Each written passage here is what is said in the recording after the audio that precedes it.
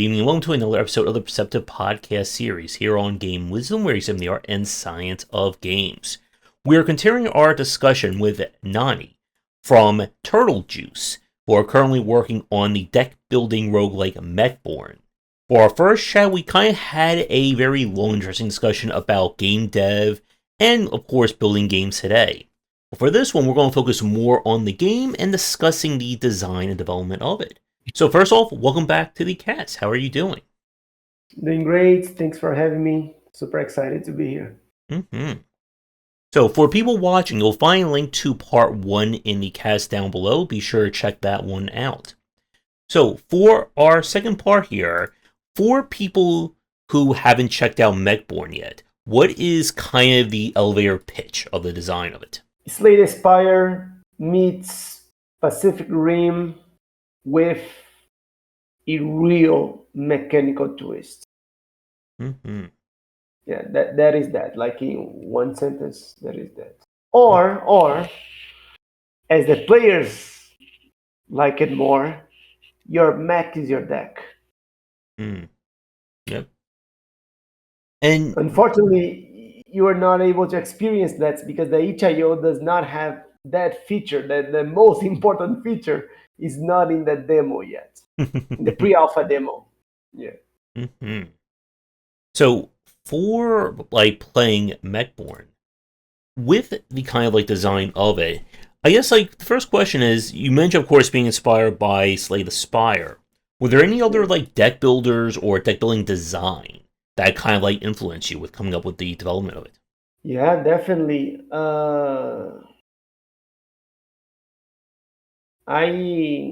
I played tons. I played Beneath Oriza, Balatro, even Penguin. Penguin is not. It's like a pachinko thingy.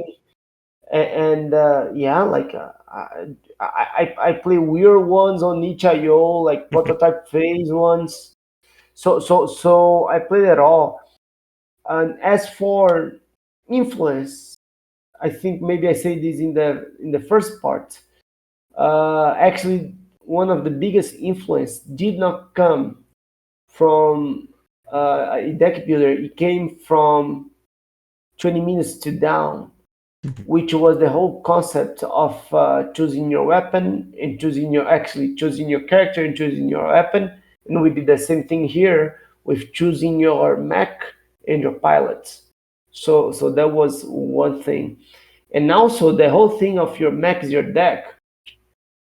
I have this friend that now I can talk because this game is gone.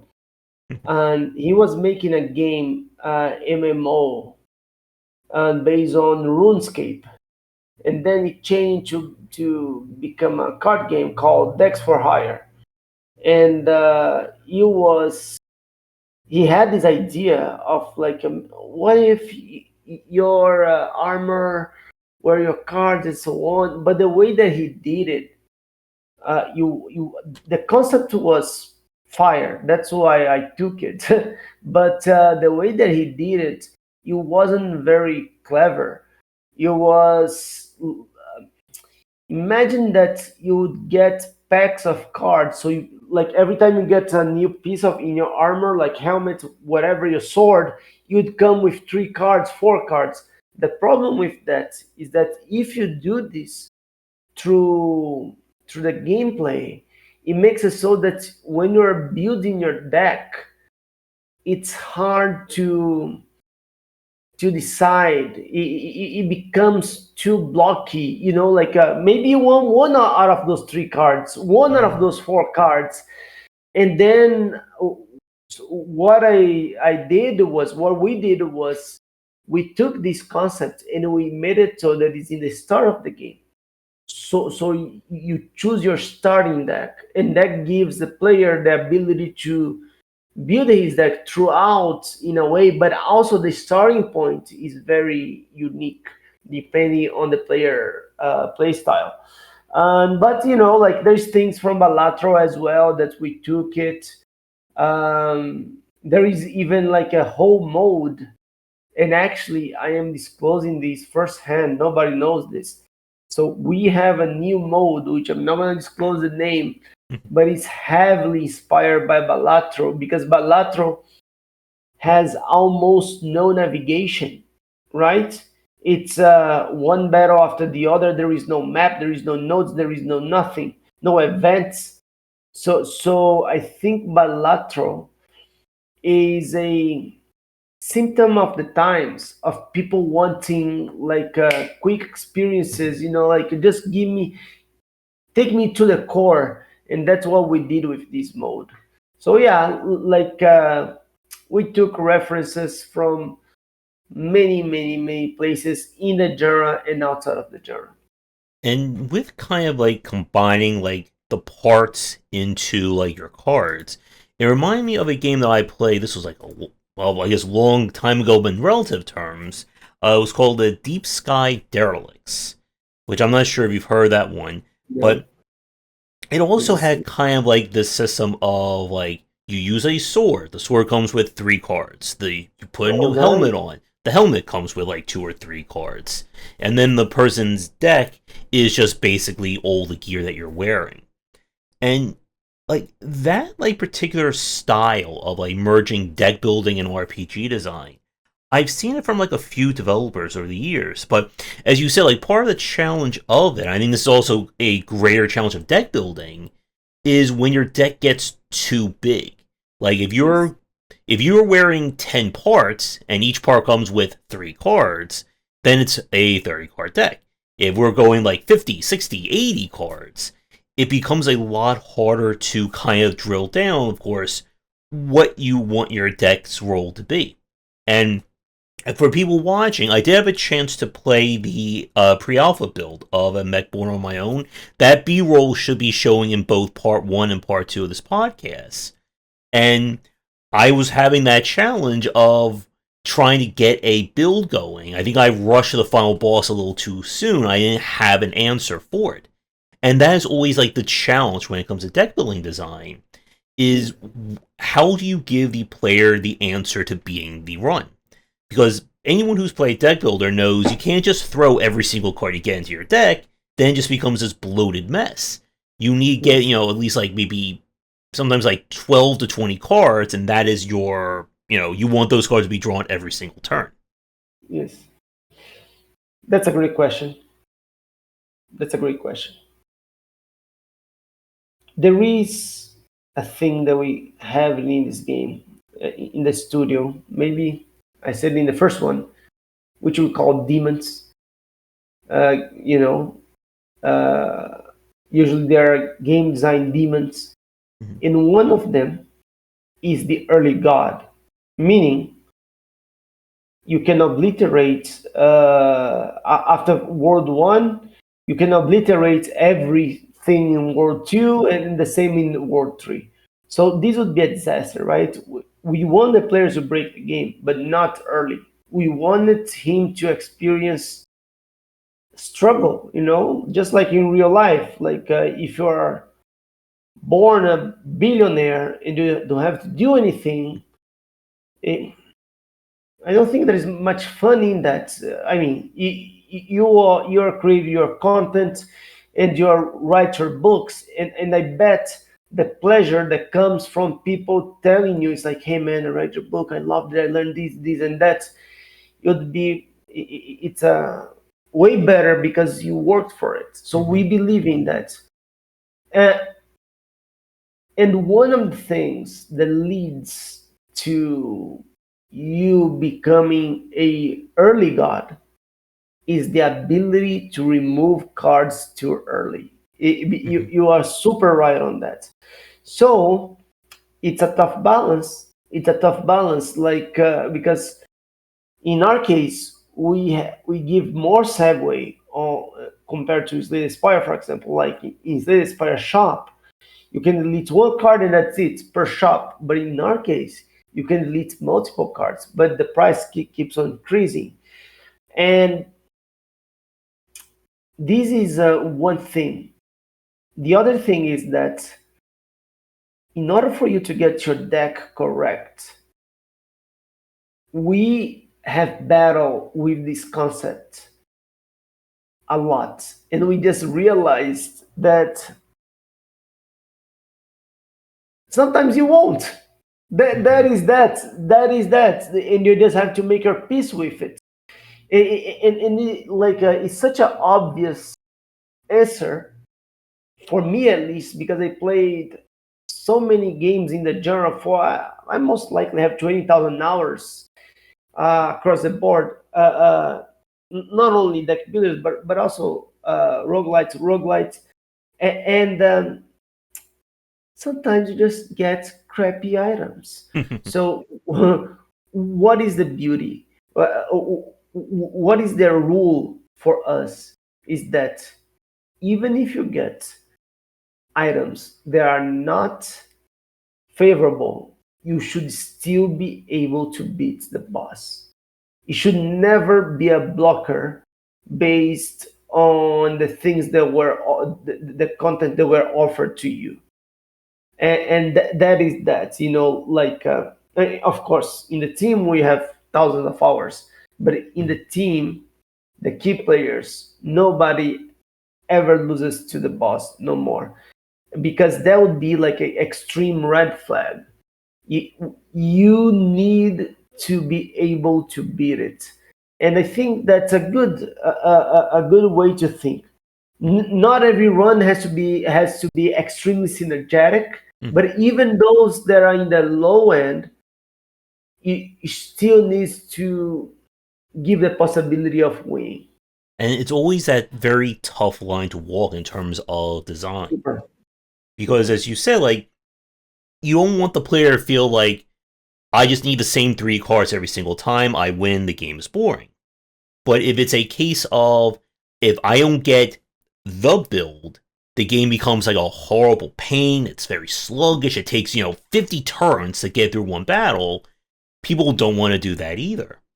And going back to what we were talking about, or bringing up like Slay the Spire for a moment, like Slay the Spire, both 1 and 2 do a really great job of making the battles feel very snappy. That even if you have like not the most perfect build, you can still get through a match in maybe like 2 to 3 minutes of play.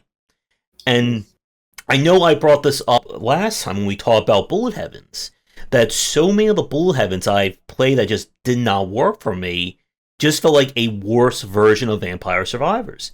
But it feels like it takes like 40 minutes of play to do what Vampire Survivors did in like 5 minutes. And like when you have like that disconnect, it's just very hard to sell someone like that particular style.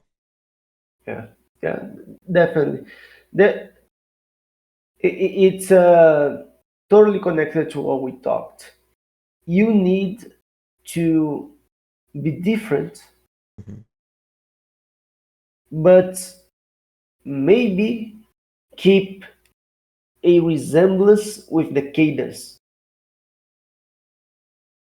If Vampire Survivor takes, I don't know, 30 minutes, 35 minutes, the character walks at, 1.x speed, and you're making a new title.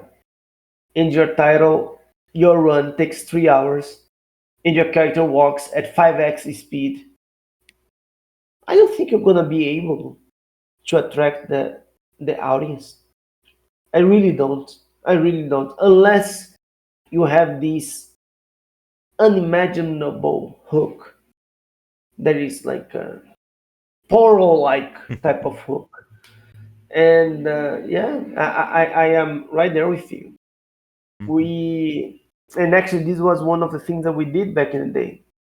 We how how many seconds does it take the player to beat the first level, the first encounter in Slay the Spire? I don't want to be too far from that. And again, it also goes with another important concept of how strong are the starting cards that you give to the player. Because you need them to at least have like some, forward momentum. Because I know, I'm not sure if I brought this up with you, but I know I brought this up for people listening in the past, that I've also played plenty of roguelikes where the starting weapon, starting build is just horrible. It just is very slow, it doesn't feel right. And then you get that your first card, and then the whole thing starts going. But Yeah. if it takes 10 minutes, 5 minutes, and then every time you restart, you go back to that horrible state, it just doesn't feel worth it to keep replaying that game. Yeah, yeah. This is great because there was a friend that he completely different genre. It was Don't Starve Together, I believe he was talking about, and his line was something along these lines. Mhm. It was, the game needs to feel fun to restart. Yep.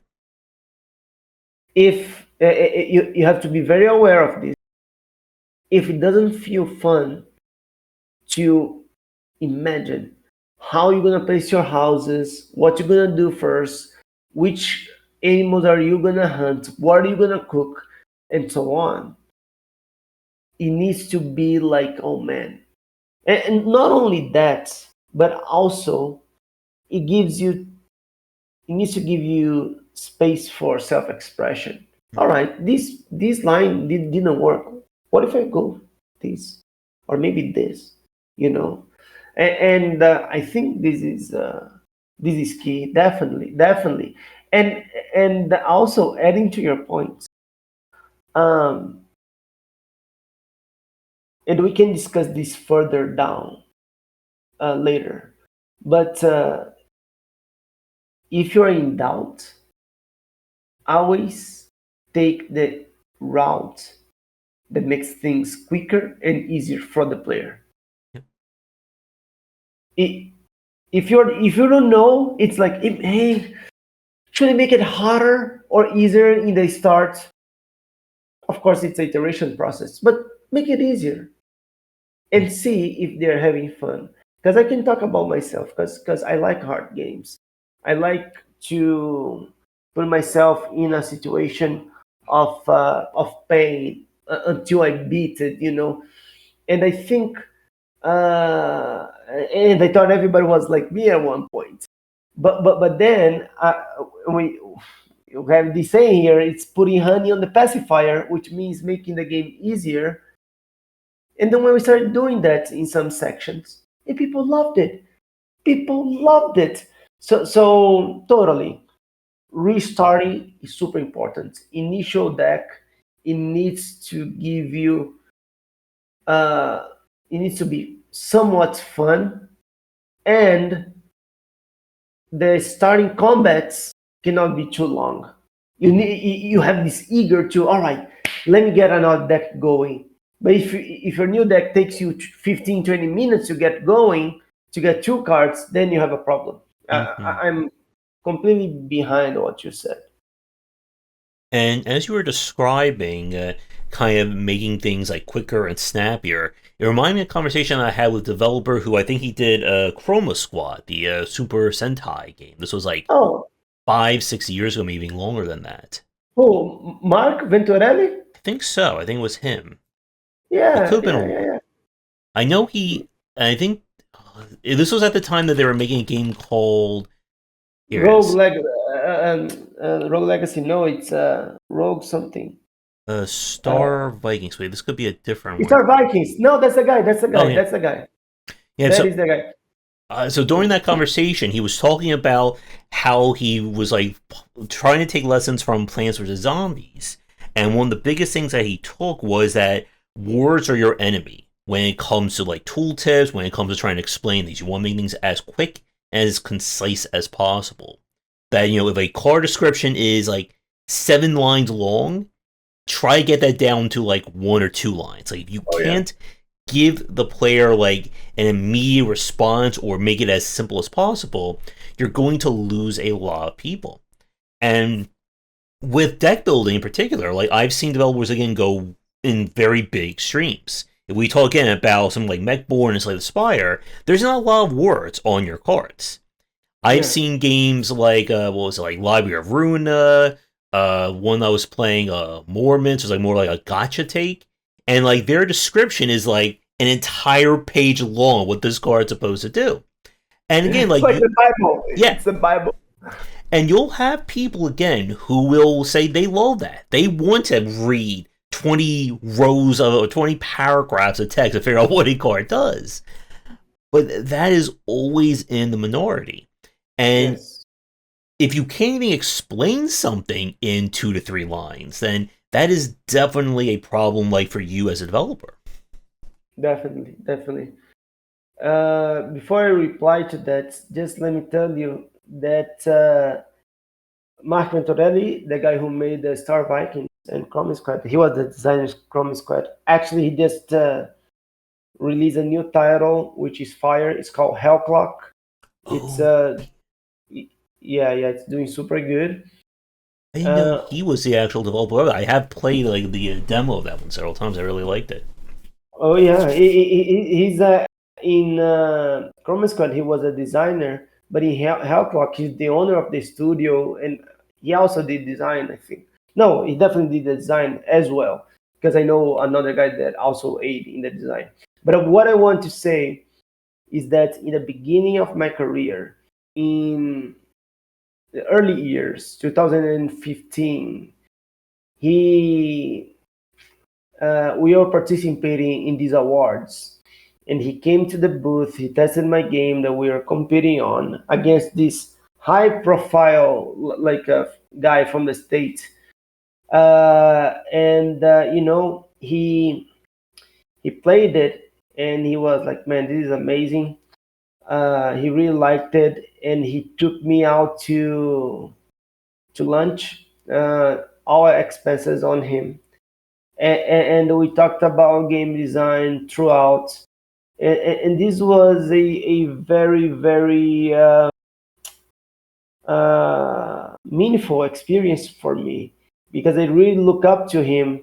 He started like years earlier, and yeah, it's just like I just wanted to say that if you're listening to this, Mark, we don't talk very often, but I appreciate that, and you had a huge impact in my career. And also in that event, like we won everything. We not everything. Out of 5 awards, we won best game, best art, and best game design, which it had the turning. It was a turning point for me. Unfortunately, the coder died, and also my partner, and we stopped making the game. But rest in peace, JJ. Anyhow, back to your point. Um, I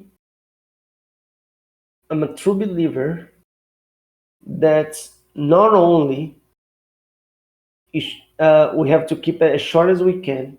I don't know if this is folklore, if it's fake or not, but a friend of mine told me that at Blizzard, when they're doing Hearthstones, they were taking sometimes 4 hours to try to remove a word from a card. The design team, and I think this is like exaggeration, but anyhow, I believe that not only it cannot be wordy, but the concept has to be easier for you to grasp. This is something that is uh, um, people don't talk about that a lot. For example, for the longest time we were using the word belt because it's a conveyor belt, and people were asking me at points like, "Hey, man, when will this belt come to my hand? I never see, you know." And then it made sense to me. Like, we want to be fancy, but why not just call it hand? Like make it easy on the player. Remove the blocks, and that's our effort. Like instead of going something like when you are down on HP, when you are below 50%, heal your full on HP to 100%. There's, I can bet you could write the same thing like this. So it's even the pilot skills, which are not cards, but the pilot skills. When you play Mechborn, there is one thing that People are always battling me, but now they just stopped. Actually, because we are done with it, which was to make it so that the skills have two actions, and I told them no. It needs to be like a single action. Move two cards forward, freeze everybody. It needs to be a single action. Otherwise, the more contents we are asking the player to hold in his mind, the more brain cells, it's energy they are spending. We don't want them to be spending too much energy, otherwise the game will feel tiring. So that definitely, like, this is a conscious decision that we make daily to make the game uh, easier to digest. Mm. And I think that's a really good point about making it less like brain or thought intensive when it comes to decision making in these games. Because I ran into a game a few weeks ago that I played. It was called Astro Vault. Wait, was it? No, not Astro Vault. I'll try and find the name of it while we're talking. And this was a take on kind of a strategy RPG meets kind of like a roguelike. So it has like all like the Fire Emblemness, but being in a roguelike, and it was really great. And I played for 2 hours, like, okay, this is great and fun. And I realized in the last 2 hours, I've only done one of 3 episodes. There's an entire run is 3 episodes long. Like, it's going to take another 6 hours, maybe like 4 to 6 to keep playing. I'm like, if I die, I'm going all the way back to the start.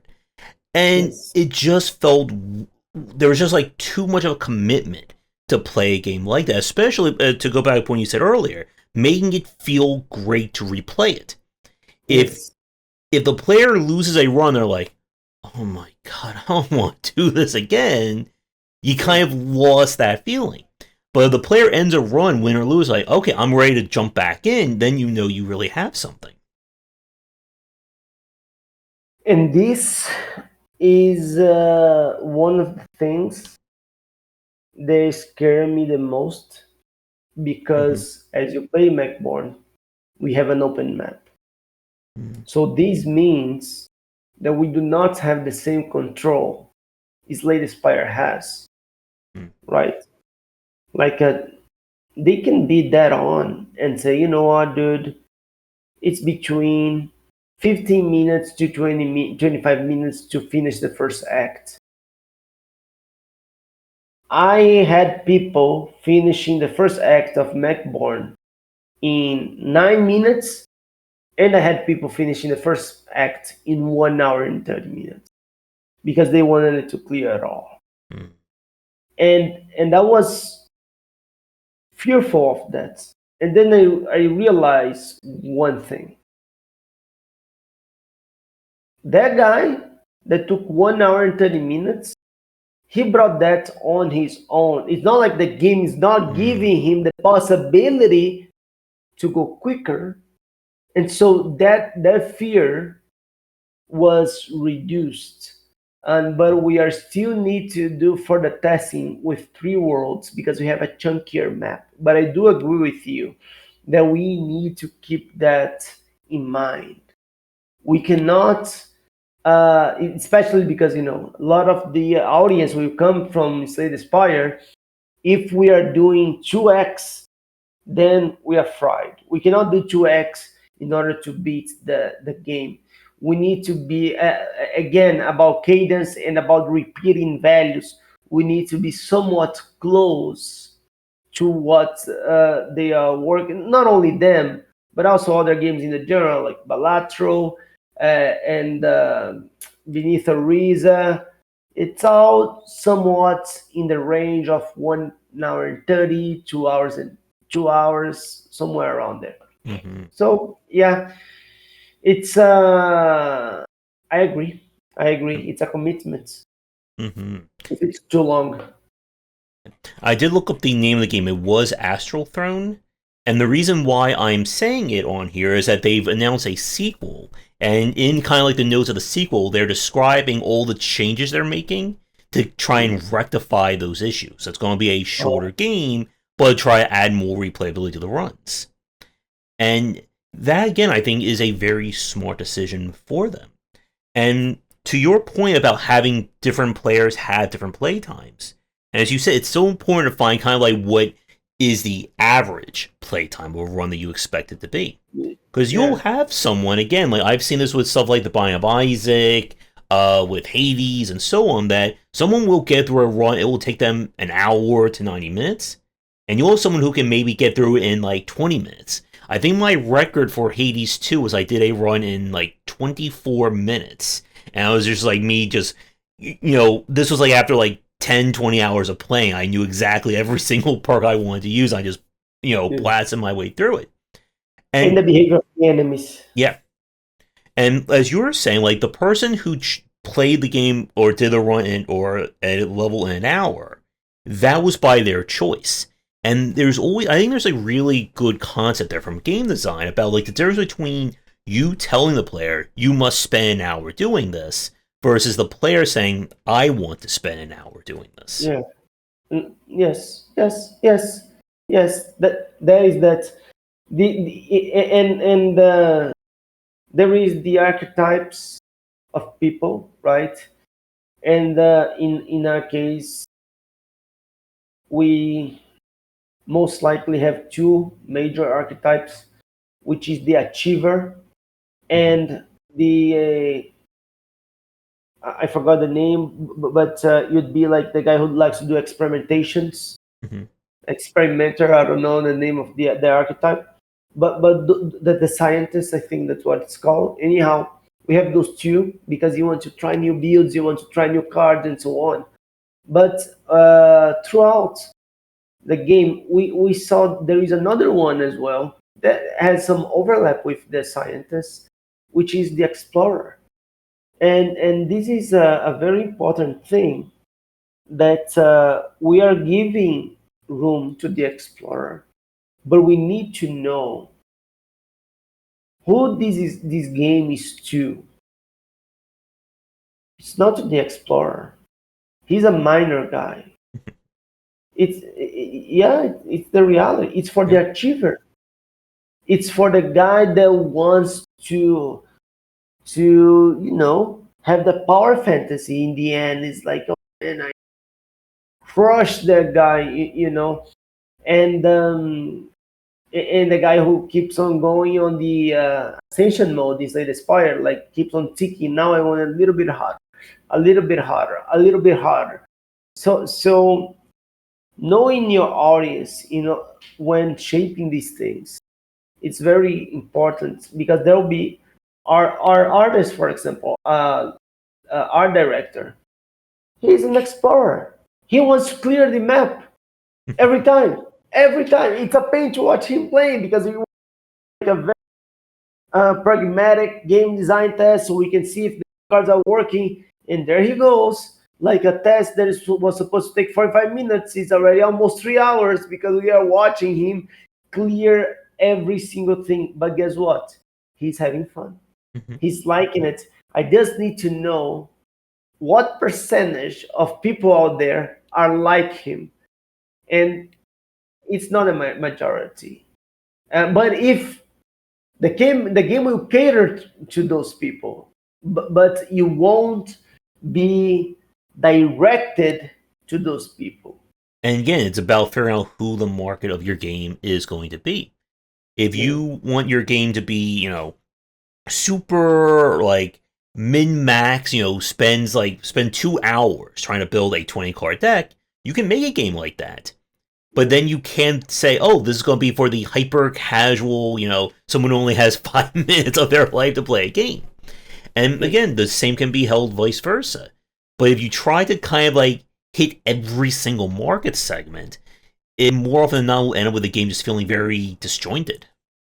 Oh yeah, and not even Jesus was able to please everybody, right?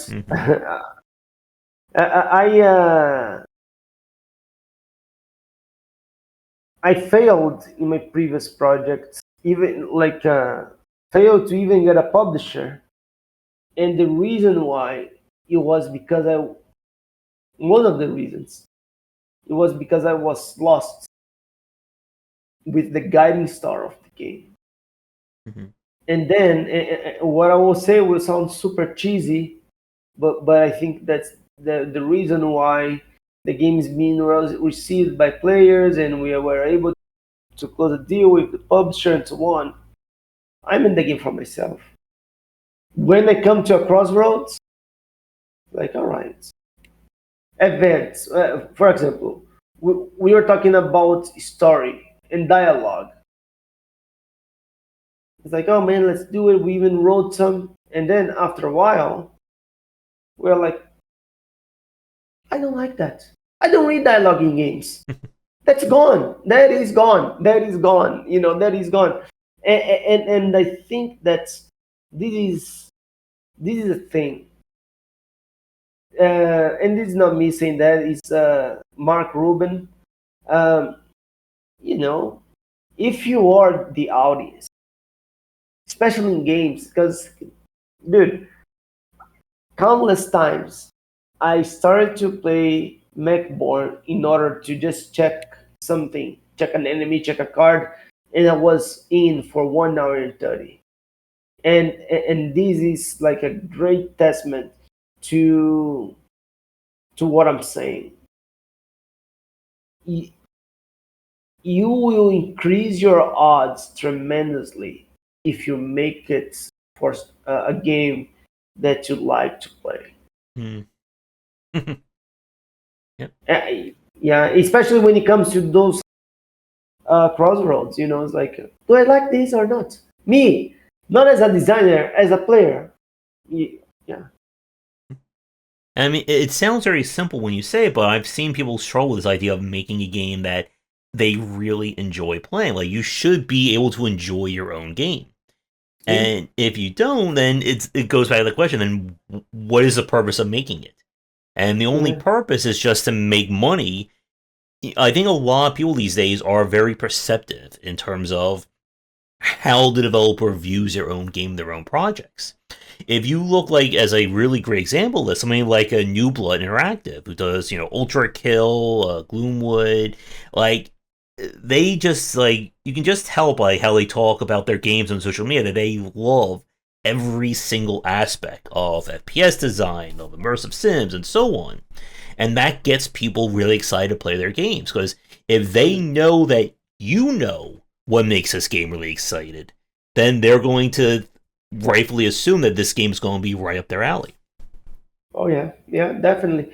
And there is also, even when it comes to production, you don't need to research all that much. Mm-hmm. You already know it. You already know it. If you like to play the genre you're making, I can give an example right now of something that happened today. We were talking about unlocking stuff and showing on the screen on the like a little pop-up. It's like, you unlock a new mech part, what Mm-hmm. have you. And one of the coders were saying, because we did it previously by mistake, that every time that you did an action that moves you towards unlocking that, you tell you. So we have drones, and one of the mech parts you unlock after you deploy 10 drones. So you'd show every time you play a drone, you'd show that pop up. And then I told them, I was like, my dude, this could be, great for dopamine. I don't know. But who does this? Who does this? Does Balatro does this? Does Slay the Spire? Nobody does it. And then, if we are the first ones to do it, there is the discovery process that will be taking place. And because I play so many games in the genre, I know that this is not a thing. So then I told them, like, we have bigger fish to fry. Let's move on to the big issues. And this only was so easy to me because I'm, like me playing these for years. So I think this is that. Not to say, not to say that as a designer you couldn't be hired to a project that you don't like all that much, the genre, and you can't study, learn it, and make it work. Like this has happened to me in the past, and I was able to do my research, understand the triggers, and make it happen. But it's so much easier and more pleasant when you like what you're doing. And it also means that you have a greater understanding of how you can start doing things differently or start having like unique elements of your game if you already know kind of ins and outs of that genre. Yeah. And I think it's a good segue to ask you a little bit more about the conveyor belt aspect of Please. Mechborn. Because we talked a little bit about this in the first part and we've been bringing up a little bit here. So for people listening to us right now, the conveyor belt is essentially your hand. And of course, you take a card out, the conveyor belt moves like one line forward. And one of the more important aspects, and I know this is something that is also brought up on your sword page, is you can manipulate the cards on that belt.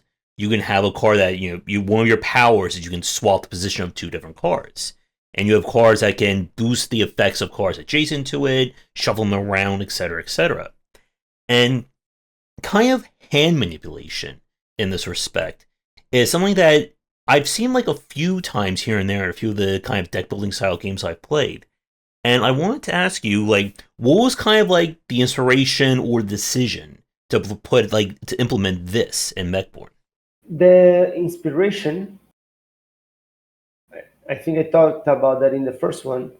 It was a guy that said that our game was Slay Spire with Max. Mhm. And I was like, oh my God, this is problematic. I need to do something about it. And then, not the inspiration, but rather the provocation, right? The provocation was. And the inspiration, it was this mechanic specific about having it so that adjacent cards that creating this new dimension in your hand. This will sound cocky, but it didn't come from anywhere. It came from here and from Lucas, which is the art director, in a weekend after reading the feedback from the test. It's like we need to do something. And at first we thought of maybe, and even a game came out that has this mechanic now. You'd be made like a barrel, but then it would be weird. Like how do you? It's a barrel, but it's cards. It's weird. And then there is this game by Hooded Horse. There is it's called Breach Away, I believe. They had cards that I don't recall if they're coming, and then, but I don't think they have this dimension of cards in their hand that do something. And the demo that we played back in the day, not to give them shit, but it wasn't now that good. And now they released and they did the necessary changes, and the game is way better, and it has been well received. And this was one, and the belt visuals came from another game called Earthless, which um, also has a demo out. But now we just revamped the belt, and it looks nothing like Earthless. But the main part, which was to create a new dimension that is happening in your head, which is the most important thing. There was no inspiration on that. There was no reference, and maybe uh, you could say that Balatro did that to an extent. It maybe was like an unconscious thing, but it does like very little with the jokers. Like position matters with the jokers. Like uh, repeats the same power up from the joker on the left, but this is not a core thing at all. Like you could do like 5, 8 runs and never get those jokers that are positional, mechanically positional jokers. Anyhow, so yeah, and I'm very proud of that. I think it's one of, if not the best thing that I have designed. And again, it wasn't by myself; it was with Lucas, by our art director. Like to go back to what you said like a minute ago about kind of the original kind of moment to start thinking about this was when people were describing your game as just, slay the spire with mechs. It was Like a single guy, a single. one It all took one guy. one to just completely change the entire game. Yeah, yeah. And like that point right there is something I think a lot of developers really can struggle with. This idea that if my game is just being compared to somebody else's game, are they really going to play my game? Are they going to give it the time of day?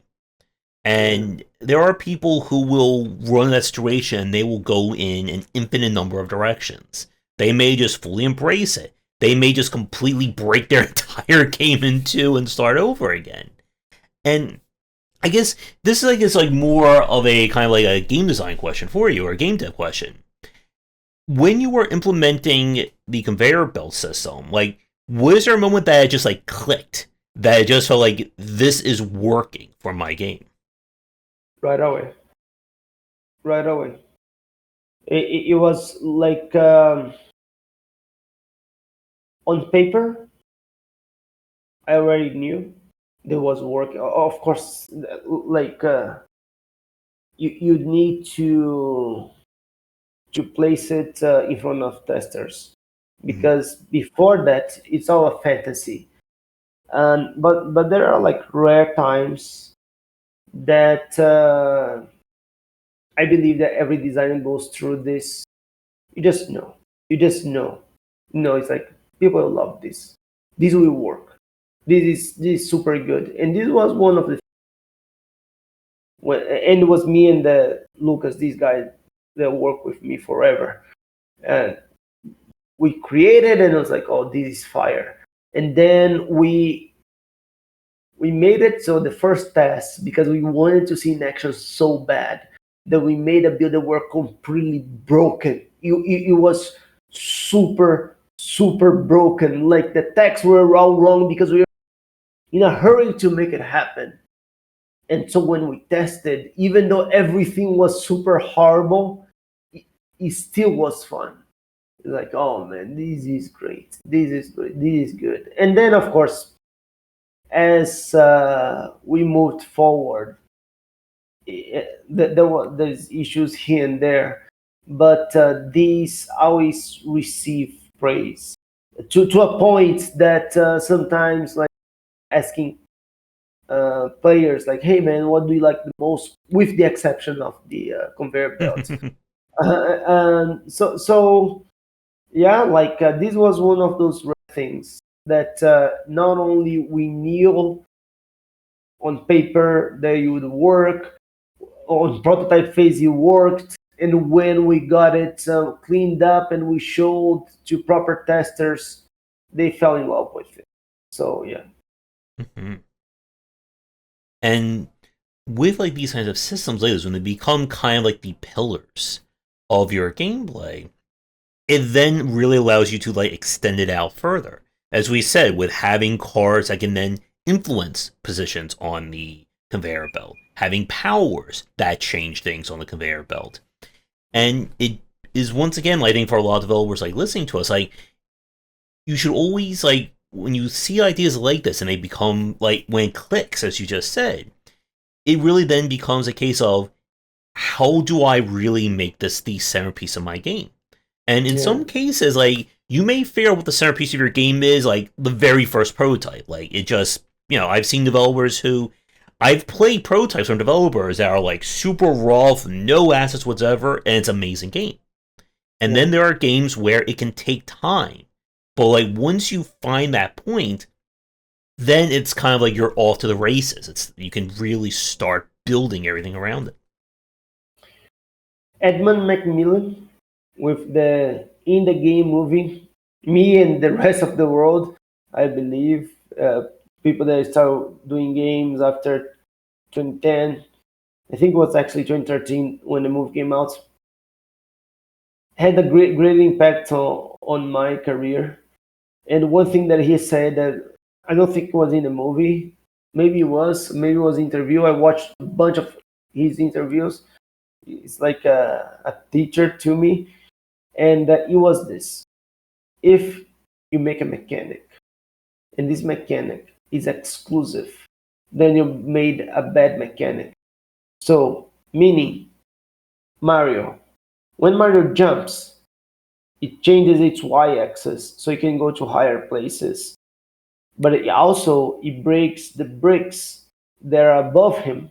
But also it opens the crates of items like mushroom and feather. But also it enables him to jump on top of Yoshi. But also you can kill an enemy, but also you can remove a turtle from his shell. But also that's how you in Super Mario World, if you're finishing to the top, that's how you get more points. And it could be going. You get my point, right? So when we made this the conveyor belt, we kept that in mind. It's like it's only strong if there are many ways we can play around with this mechanic. If there is only a thing that adjacent cards deal more damage and that is that, then we are screwed. So thankfully, it was the case. We were able to put tons of mechanics within it. Of course, in the early games, you don't see it as much because we need to unpack slowly as you go so you can create fluency as you go. And some advanced cards, they are unlocked as you play it. So then it really shows the power of the belt. And there is also pilots. There are more belt involved. It's like different strategies that you can use with the belt. So yes, I think what you say makes total sense. If you make something, something that is a pillar, it needs to be touching everything. So now that I'm talking about it, I just realized that the conveyor belt for me is the equivalent to the jump in Mario because it is the equivalent to jumping. So yeah. Mm-hmm. Yep, and like to that point, if something only touches one thing and nothing else, it oftentimes can feel like it's more of a gimmick than an actual game system. If you have this like amazing cool power, but let's say it only affects red blocks, and you're in, and it's like been like 5 hours since you've ever seen a red block, like what's there for it to do? It's not elegant. Yeah. There's a really great like Metroidvania series I've enjoyed, Superland, SUPRA Land, and like one of the things they do is they give you these powers that are like related to like magnetism, gravity, stuff like that, and then it's just a case of you can use this whenever there's metal. Well, there's metal all around me, so I'm just going to be like flipping and magnetizing every single thing, and it kind of gets at like for like myself, and I'm sure for people watching, it's like something like the joy of playing games like this. When you go, wait, so if I take this and I use it with that, I get this crazy response. It go like the Bellagio, I think, is a good example of this. Like Bellagio, I think, is just that kind of experience personified. Oh, I have this one Joker that multiplies it by 5. But then this Joker multiplies all multipliers by 10. And I have this one, every time I draw a card, I get 20 times multiplier. And then you go again from doing like, you get 1,000 points, to now it's 8,000 times 10 to the power of 45 points. And again, with like the flame heating up, and you get all that kind of extra dopamine. Once again, with Vampire Survivors as well, that like it's these moments that like really stick with the player. And yes. It's also, I think, like a very big point about marketing your games. And we definitely don't have the time to go into game marketing. We'll be here for another 2 to 3 hours easily. But like I've seen so many indie developers these days that when they post like gifs of their games, they will just include this just like wacky, like off the wall moment. And that is perfect. Like you want to show someone, this is like the craziness that can happen in my game. Because that's what gets them excited about. And more importantly, that's what you show that's different from other games in that genre. We do this thing over here. That's oftentimes we add a mechanic. And the first thing that I ask to the designers is like, who does this talk to? Mm-hmm. Right? Because if it doesn't talk to nobody, Yep. just like the example that you gave, like the red blocks, then what is the point? Actually, it will harm the game. And then if someone like really likes a mechanic, and of course I'm talking about content for the player, right? Because if it's for the enemy, it needs to be like oftentimes like a one time. So it's the enemy feels unique. I'm talking content for the player, like the cards, the infusers, the pilot skills. And if someone really likes something, and we are doing like a new mech, for example, which would be a new deck, then we need to create an ecosystem. We need to create things that will talk to that. And most likely, the things that we already have, some of them needs to talk to it. And and there is also another thing. If we are creating a new ecosystem for a mechanic, it needs to be unique. We have two. Oh, I cannot say this. I cannot say this. Okay, but I won't say it as properly. So we have two mechs. One of them, the sacrifice HP. The other one used to do self burn, and by knowing their Greek gods, you can guess which the god of burn. Anyhow, the self burn god, we realize after a while. Now that I'm saying it, isn't that too similar to sacrifice? And not only that, it was taking like a big chunk. It was a archetype, and then unfortunately we had to scrape it.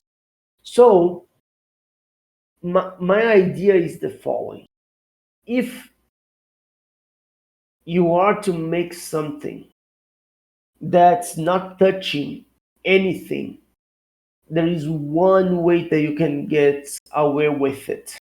It's for granularity, meaning it's a cherry on top. It's the one thing that you pick. It's like, oh man, I picked that. That's so different, But if that becomes a habit of things that don't talk to other things, then I think that will lead to bad design. I just like actually that's one of the ways that I spot someone that is new, because the person makes 1 billion things and nothing talks to each other, Yeah. And usually the veterans, they make fewer things and they are super connected. Mm-hmm. You mentioned like Emmett McMillan a few minutes ago, and I've said the story many times. So when I did an interview with him like just like 5-6 years ago with the Bind of Isaac, he spoke about how he wanted every single item in that game to connect with each other. He Oh, always really? hated like when some developers will say, "Okay, you can get a triple shot, but then you can't equip a double shot because 3 is better than 2. So why would you ever do that?" His philosophy was, "Well, if I have a triple shot and a double shot, I now have a penta shot, and then I just keep adding more and more." Because I remember, like I'm going to paraphrase this, but he said like the chance of someone getting like the ultimate god build in a roguelike is very minuscule. So Yeah. why make it even harder? Because they know they're not going to have that 1 in 1 millionth chance of it happening, but they're going to remember that time that every single piece connected. And then I shoot one bullet and it's like this exploding, homing laser that just clears the entire room out. And you as well, Edmund, if you ever watch this, here's a guy from Brazil that is very grateful for your work. I'm not a fan of Super Meat Boy, but I love Binding of Isaac.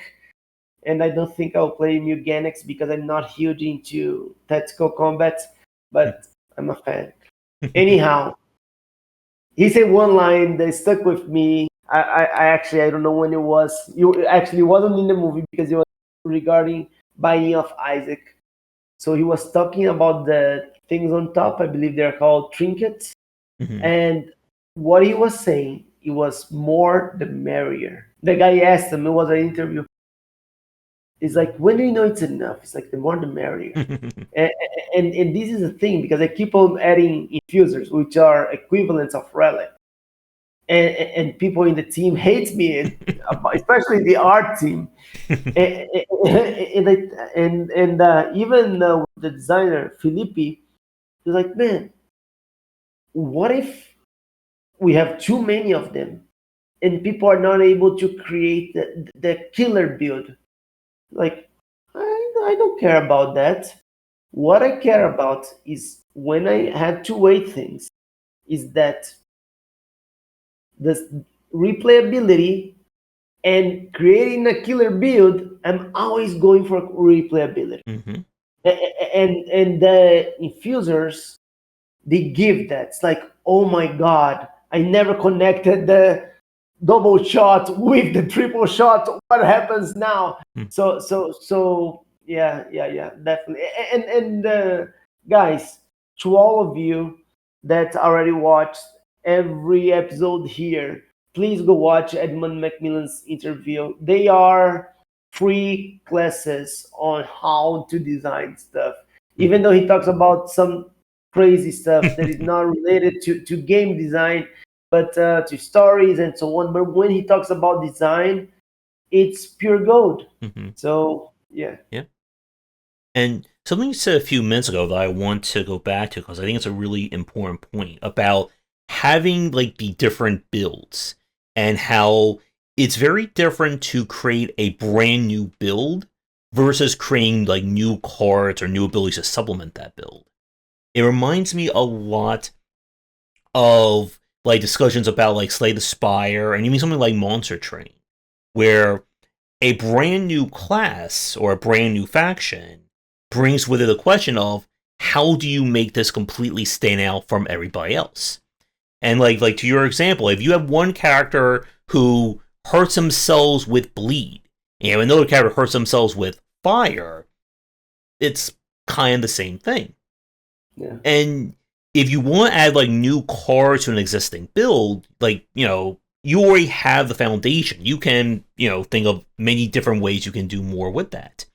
But there's always that difficulty when it comes to, as you said, like, how do I create something brand new that can kind of like justify its existence? Because that is another like long-standing challenge of just about any game's design.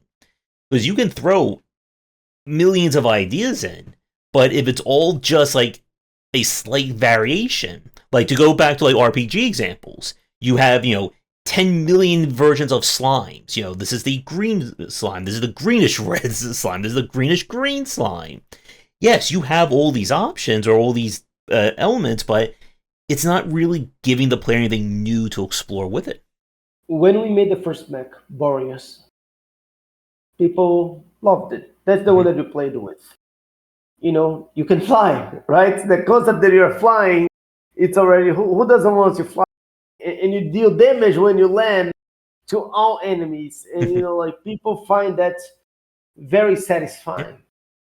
And a friend of mine, which after a while he worked with us a little, but back in the day when he was just a tester, the most important tester from the game, actually, he even helped me today. So shout out to Lucas Pingo. Thank you, my dude, for believing from day one. But he asked me something that I felt slightly offended. what he asked me is like, hey man, you have two mechs to go, and you just did the first one, which is super good. I don't think you can do number two and three. and and I was like, I was like, just you wait, just you wait. Give me 6 months, and still haven't tried it actually yet.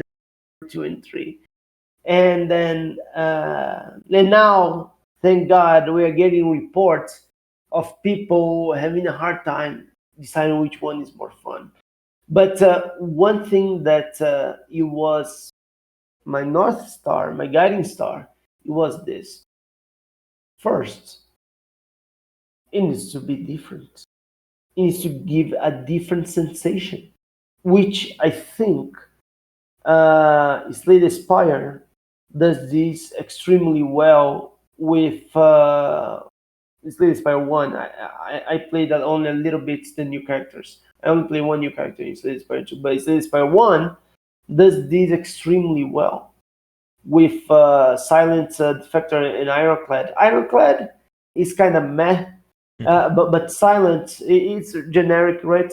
Silent is one gameplay, and I don't know if it's called Defector or Defect. I don't recall. Anyhow, but the dude with the orbs, it's another thing.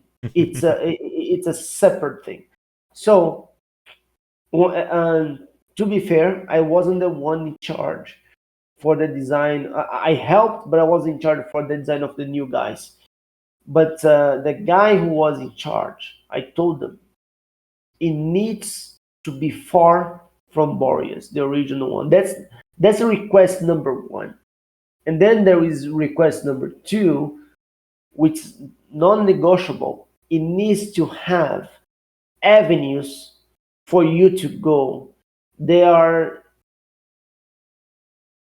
complementary to one another, but also there is not like a clear cut. It's like, oh man, I should go this way, and that's 100% the best way.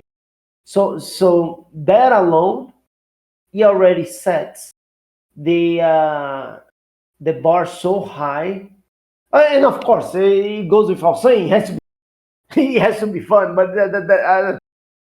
of course, I'm not going to mention this. But this sets the bar extremely high, because if it's like, oh man, but this is just like the other guy, and then it's crapped out, just like how we were talking about sacrificing in the burn thing.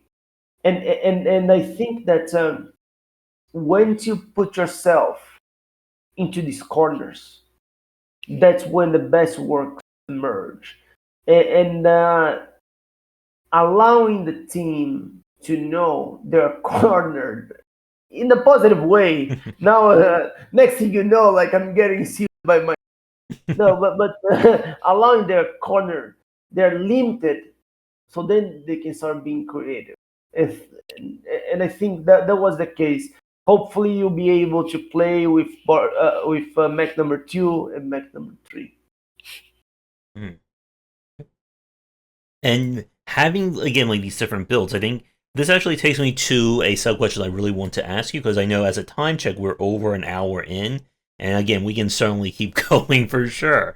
But one thing that I want to ask you, because this really also gets at kind of the challenge of deck building design, especially what you've been describing with mechanics, is the enemy design.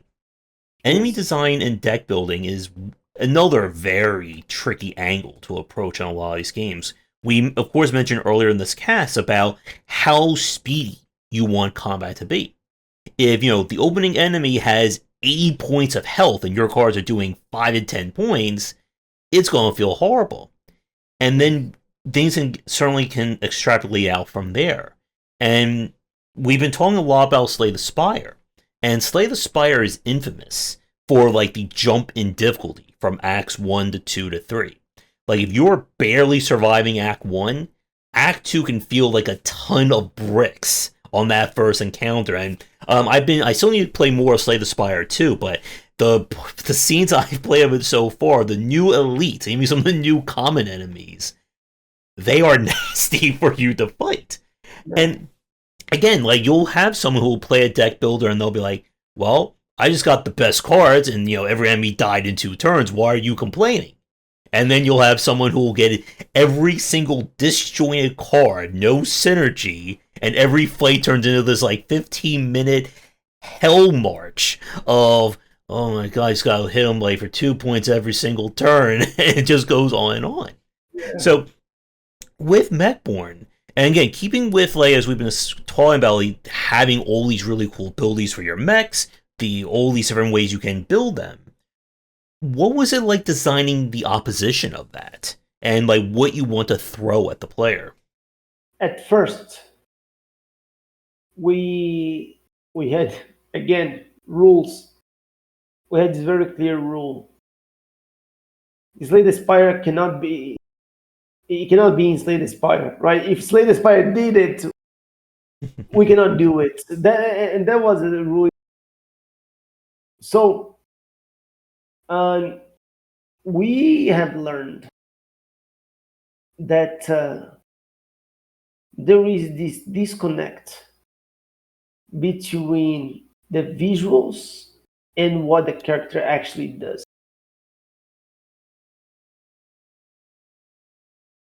If you go to the wiki of Slay the Spire and you see the effects of the enemies, even the elites, even the boss, you will be amazed on how simple and how few effects they are. But what I believe that the great expression comes from, it's not mechanically, it's a visual thing, because for the most time they are attacking you or blocking, and yes, there's sprinkles of things here and there, but it's not as it is perceived, because like I study it, I tracked it, and I believe, and then it hit at us. It's like personality comes first. The one of the bosses, I don't know if you remember. Did you beat Slay the Spire 2? I've been like on like the early ascensions. I've been like play like more than like I think Ascension 1 for each one of the Okay, characters. Yeah. then you beat it. Do you remember who the final boss? Oh, your voice kind of cut out there. That's just you guys. Do you remember who was the final boss? The heart. No, it's Oh, Slay the Spire 2. oh. The kind of like queen who had like the minion or the architect guy. No, the architect is no, the one that you fight And that would prior be to like the kind of like architect. the. Well, we had different final bosses. I fought the one that had like the extra life, he kept coming back to life in Slay the Spire 2. There was the guy kept like coming out of a portal boss. I fought several of the final bosses in the. There is one that has a little, like a little monster, Yeah. and that one, if you check it, what it does, if I remember correctly, it keeps on buffing this Mm. monster, and then when you kill the monster, it gives you like vulnerable and Oh, weak, yeah. and then it's like all right, but I already seen this inside the Spire 1, and I see, and I it's not to say that we we shy away from effects, but me as a designer, I was, oh man, the mechanics has to be insane and so on. But now that I'm looking, after months of years of working on this, the visuals has a great impact, and yeah, there is that. But to your point, um, I believe that what the player needs to feel when it comes to enemies, and this is something that we struggle a little bit, it's not quite there yet as I would like, is that it needs to feel like it's orchestrated. Like, all right, so this encounter will give me, it will check me for how good I am defending. This another encounter will check me of how versatile I am when it comes to long encounters. This encounter will check me what happens to my deck when I get hushed. So I believe that it's about that. It's about you, the encounters asking you questions and you having to answer them. Of course, you're not going to be able to answer every single one of them, but you have to be at least well-rounded enough to not get killed in those encounters. So more than thinking of mechanically about one enemy, I think it's more about the orchestration of the encounters and what they are asking from the player.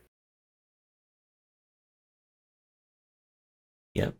And like giving the player or having them figure out what the answer is to every encounter, it again goes back to how we've been talking about card design in these games. That as you've been describing, we're talking about kind of avoiding like perfect meta builds. If you have one card that just does like 800 points of damage versus another card that only does 3, why would the player ever choose 3? Yes. And it's also, I think, why we see more of those kind of embrace like small number design or kind of like tabletop design over the years. That if you can make the difference between 3 and 4, monumental in a game, then that becomes a very fascinating decision. If we're talking about, 535 versus 676, it's kind of like hard to really like, as you said earlier about like how much mental energy it takes to like come up with a decision in a game like this. Yeah. And also when it comes to choices, it's you need attention, right? We had cards that were zero cost back in the day, but in our case, that harmed us a lot because card you are harnessing the pilot skills, you are charging the pilot skills, and then they made it so there was no tension at all. Every time a player with a half a brain in Mechborn see a card that was zero cost, he'd pick it right away. It's like it doesn't matter what he does because they're going to be able to fill my pilot skill, and that's all I want. It's free charges. So this tension in decision, it needs to be throughout. It needs to be when you're making the path in the map, when you are making the decision between fusers in the hub, which brings me to a thing. One of the things that I liked the most and had an impact with Mechborn is full disclosure. The hub in Slay the Spire 2 rather, between worlds, I think was a great addition to the game. And most likely we'll do the same.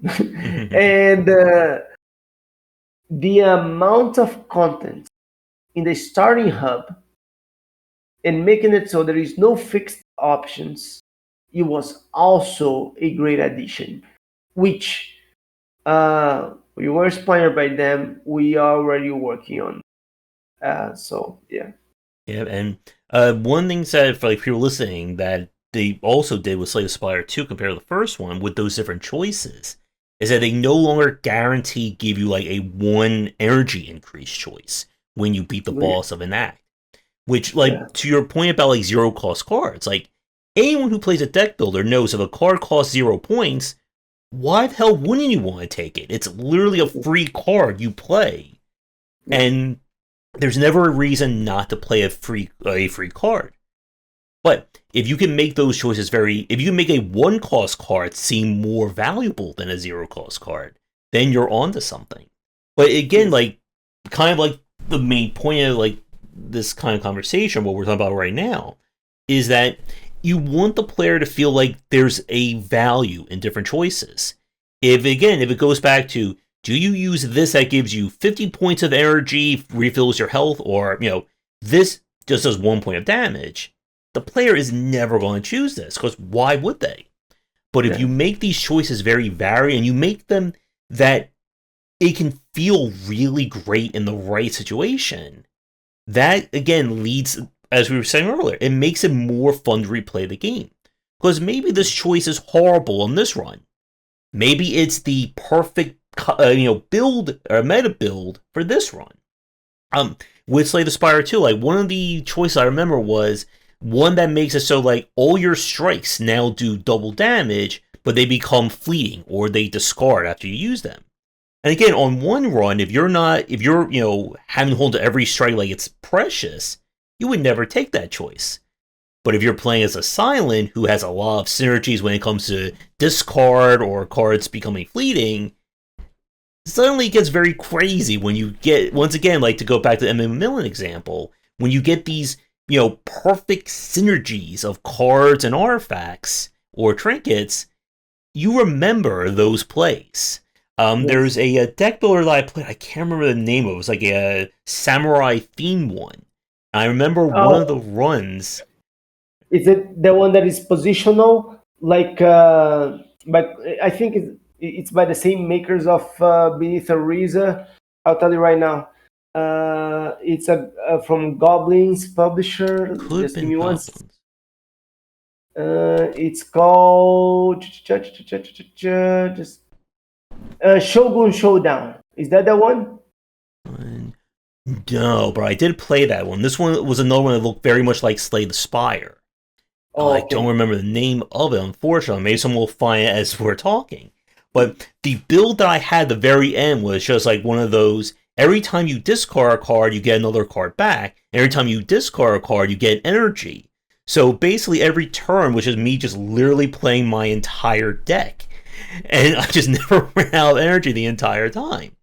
And again, I never had that happen ever again, but I still remember just how amazing that one was.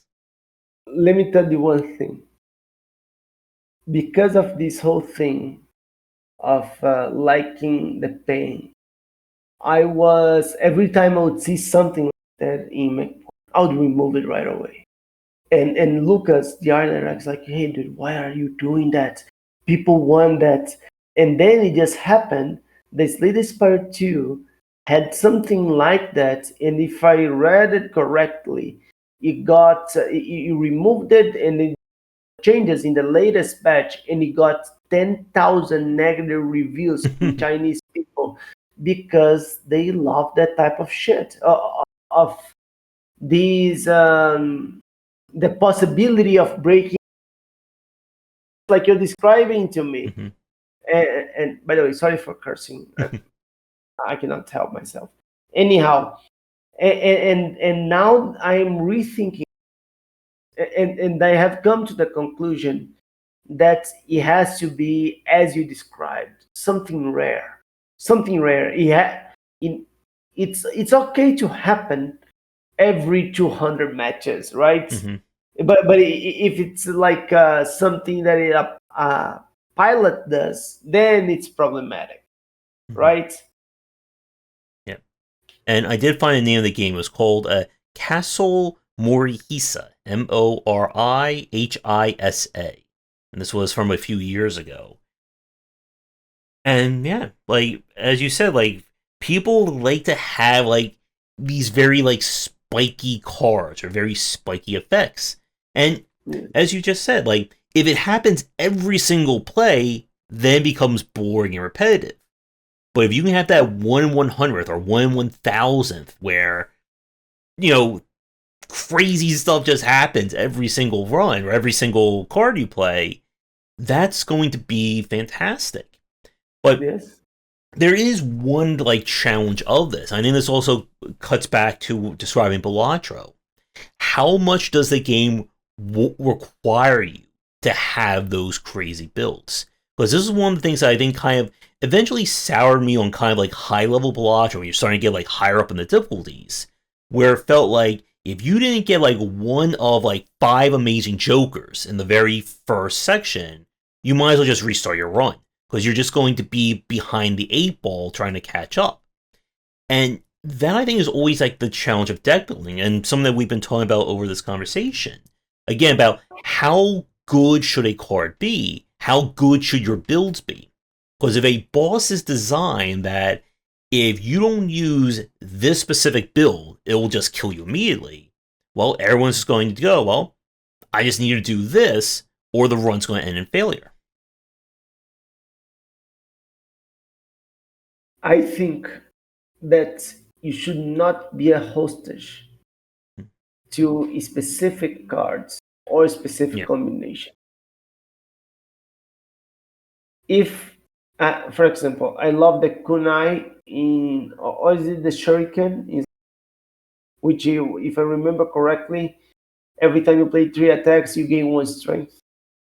I just love that relic.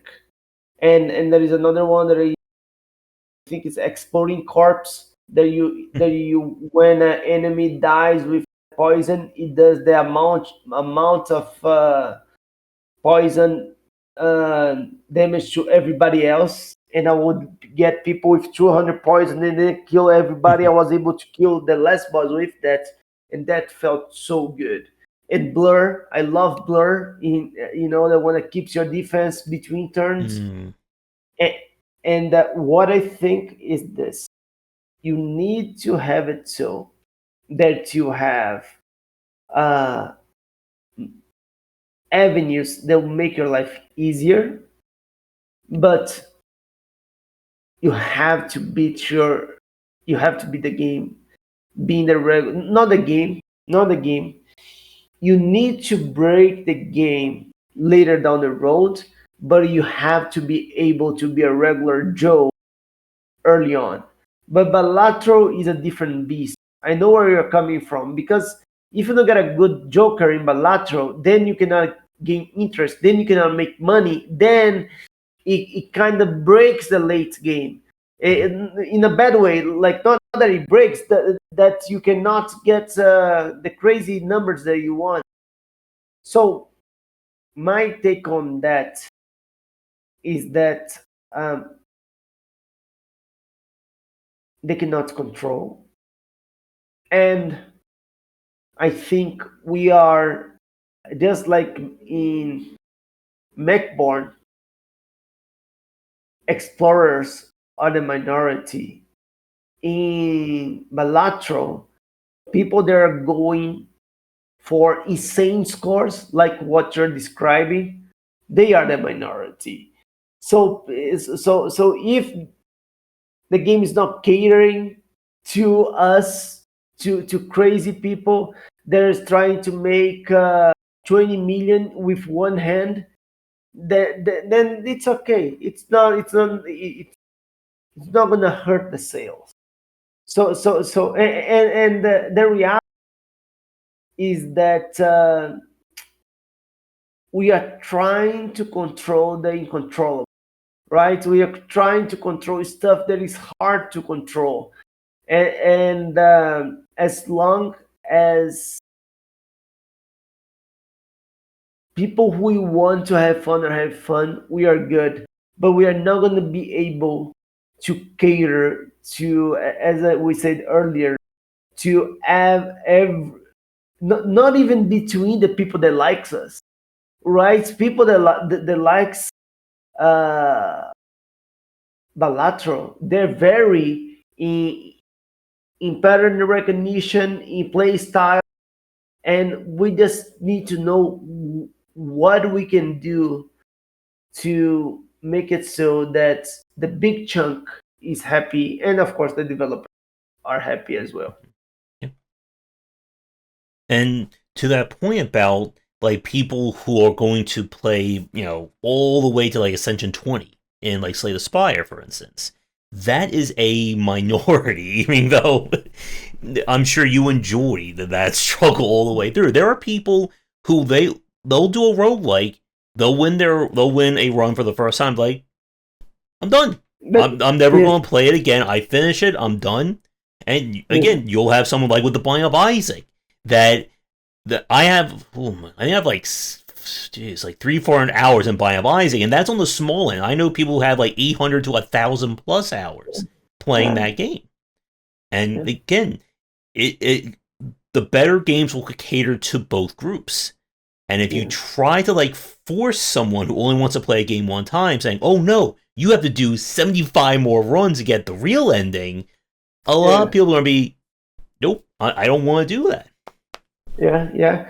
It's I have a friend, Will, that he said that PC gamers, they have a very abusive relationship with games, because like, hey man, I play like 4 hours of this game and then I'm done. You guys are playing 400 hours in your first week of this game. Like, what is happening? Like, why are you guys like? He's a console player, and I think that it's of course, for me as a developer, I want everybody to be playing 500 hours, 800 hours. I feel like a failure if someone plays once and then says, you know what, I'm good, I beat it, that I'm not coming back to it. And the things that brings joy to my heart, it's and I even gonna give them a shout out. Hello, familiar. Hello, Onyx, and hello, um, James. These three players, they are YouTubers. Two of them are YouTubers, and these guys, we are playing the pre-alpha demo of Mechborn hundreds of hours, and I wished everybody were like them. But I am, so what I'm making, it's more towards this public. It's not for the guy that is gonna play once. But I know that you'd be unwise to make it so the game is for hardcore players only. So, and this is something that we struggle a little bit internally, and we have come to the easy decision, which is the Ascension and the other modes are there to the hardcore players. And that is that. And that is that. If you want to play more casual, you can. If you want to play 300 hours and still be challenged, you can.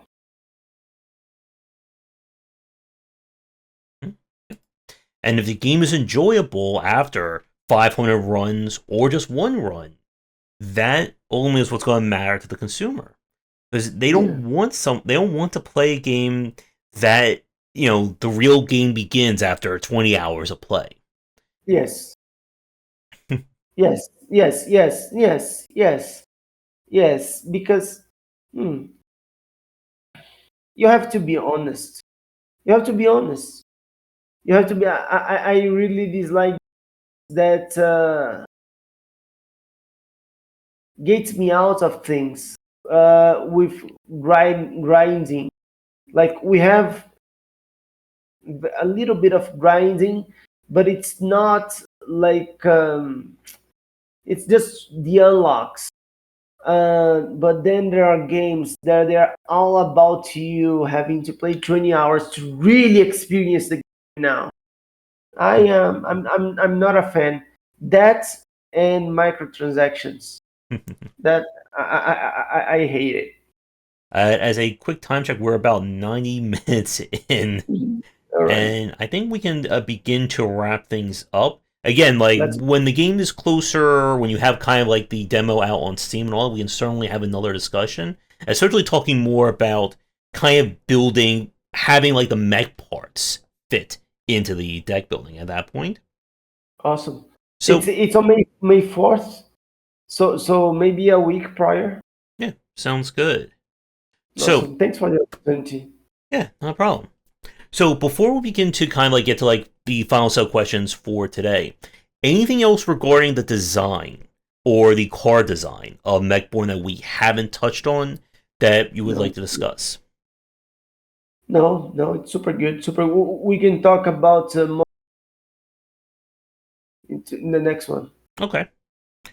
So I guess with that, my final set of questions, and for you just mentioned, of course, that the demo is going to be planned for May 4th to be on Steam, or like the official demo for it.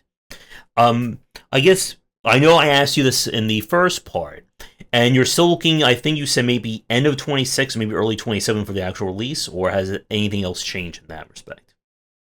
It's late 26. Okay. But if GTA can delay, yeah. But yeah, late 26, last quarter of 26, Okay. And October. are you still thinking of like mech designs or like full mech designs for the game, or have you kind of locked down how many like main mechs will be in like the finished version? Oh, we already know the mechs. They are already in place. They are already being tested. Mech number two is 95% done. Mech number three, 85% done. Just got feedback from the publisher that they really like how mech number three is shaping up, which is which has an extremely different mechanic from anything that I have seen. So it's good news, yeah. Mm-hmm. And of course, everything goes according to plan. DLCs, we will have new mechs. So I guess because we talked about ascension modes for a second, are you planning on having a lot of different ascension mode styles for Mechborn? We will have Ascension mode similar to Slay Spire, but I believe that our big differentiator will be, of course, the combat's different, the map's different, but if we're to compare to Slay Spire 2, we'll have a new mode. And this new mode not only it's not in Slay Spire, it's nowhere. The way that we did it, nowhere. It's gonna be a leaderboard centric type of playstyle. And some people internally are already saying that this is even better than the campaign. Saying that, so which is great. All right. Well, for since this is part two of our conversation, I'll ask you about any final thoughts for the fans in part one. Do you have any for this time? Do you have any like final thoughts on design, deck building, anything like that you'd like to tell the audience before we say goodnight? First of all, for the players and from HIO and future players, thanks for supporting us. This is extremely important. We are a Brazilian studio from the countryside of Brazil, and your support means the world to us to be able to continue making games.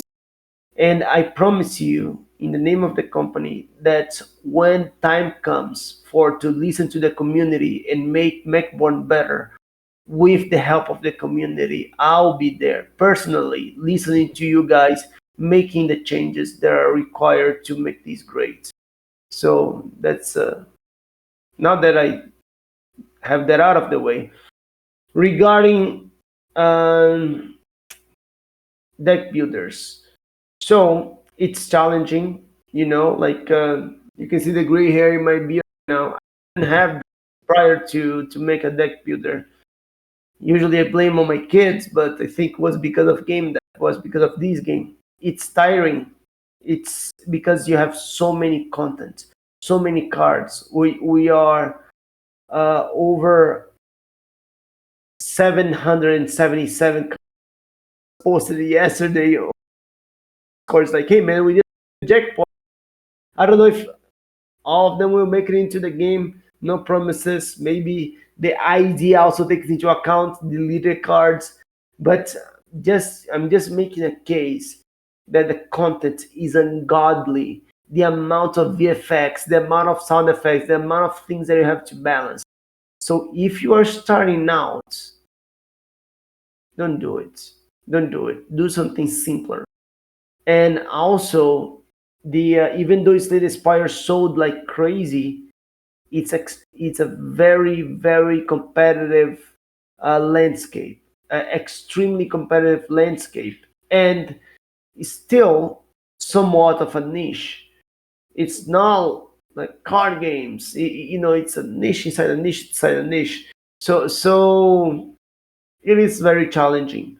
And final Tips for design. I'm gonna give you a feel. For me, what worked was to befriend tons of developers and make that your environment, even if it's WhatsApp groups, Discord. If you know, like maybe you create a group, we create a group in this true bunch of people there, and Brazilians mostly. And another thing is that listen to interviews like these guys giving you guys free knowledge. Just like go through his catalog and listen to everything, and you will be better than 90% of the designers out there. This is number two. Listen to a tons of interview while you're playing games, and I can guarantee you will retain some of it. Number three, this is obvious. Participate in game jams. I participate in a bunch of game jams. And there is one book.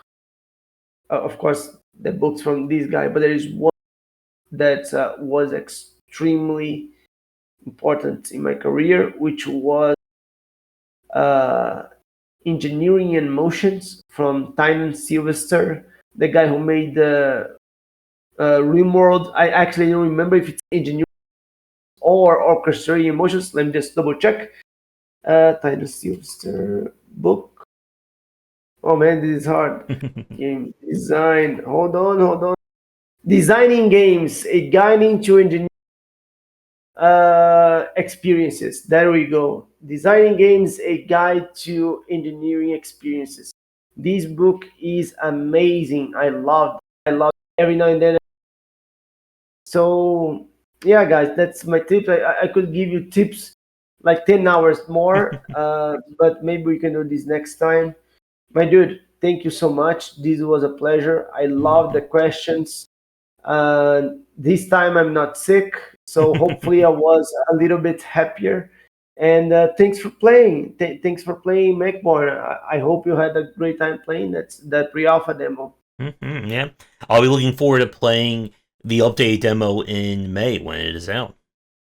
Awesome. I wish you all a great night. Thank you so much for reaching out about coming on. And again, best of luck with Mechborn. And yeah, I'll look forward to another conversation later in 2026. Let's go. Excited. All right. So, for everyone watching, thank you so much for tuning in. If you are new, do the YouTubing stuff. Check out the Discord, the Patreon, all the copies of the books that are out there. Be sure to check out Mechborn. Again, if you want to play the pre-alpha demo, it is available on itch, or you can wait for early May to play the Steam demo. So, Nani, again, thank you so much for coming on. And yeah, I look forward to seeing the game when it is fully done. Majestic. Thanks for spreading the word. Mm-hmm. And guys, join our Discord. We love to talk to new players. We are very open to discussion, and we believe in collaborative design. Mm-hmm. And as I said always at the start of these casts, if you are a developer wanting to come on and talk about your game or chat about game dev, feel free to reach out. I am always happy to chat. So, with that, come back for the discussions on game design here and on Game Wisdom, where I examine the art and science of games. And until next time, have a great night. Bye bye, guys.